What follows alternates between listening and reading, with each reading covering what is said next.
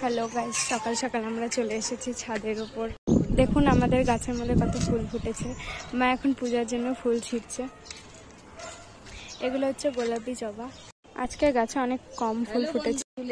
ফুলে ঠাকুরের পূজা করার একটা মজাটাই আলাদা হচ্ছে। আমি কি সুন্দর হয়ে যে জবা ফুলের গাছ লাগিয়েছি। হ্যাঁ, কয়েকটা জবা ফুলের গাছ আছে। এটা হচ্ছে গোলাপি জবা, এটা হচ্ছে লাল, হচ্ছে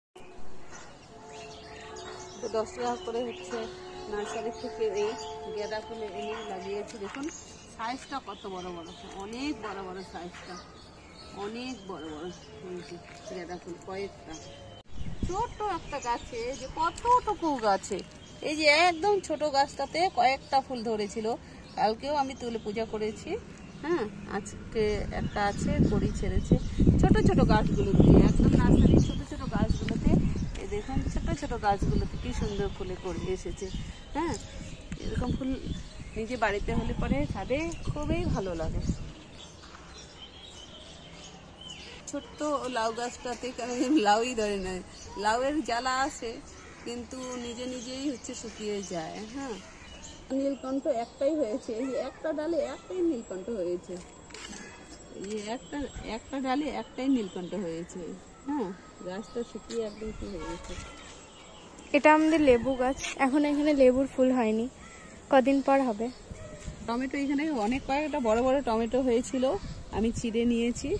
হ্যাঁ বন্ধুরা, এই গাছটাতে জানেন অনেক টমেটো হয়েছিল, অনেক টমেটো, 50-60টা, কমসে কম 50-60টা টমেটো। কিন্তু প্রত্যেক দিন আমি আপনাদেরকে দেখানোর চেষ্টা করেছি, কিন্তু আমার মেয়ে বলে না মা তুমি সবজি ছাড়বা না ভিডিওতে। তাই কি হয়েছে দেখালে পরে, এই ছাদে ছট পুজোর ডালিটাতে অনেক ধনিয়া পাতা হয়েছিল, ধনিয়া পাতা অনেক হয়েছিল। ধনিয়া বিচি ফেলছি, মা এখানে পূজা করে। আপনারা দেখতে পাচ্ছেন এটা আমাদের তুলসী গাছের বাগান। এই দেখেন মা এখানে পূজা করে। আমাদের অনেক তুলসী হয়েছে, নিজে নিজেই হয়ে গিয়েছে।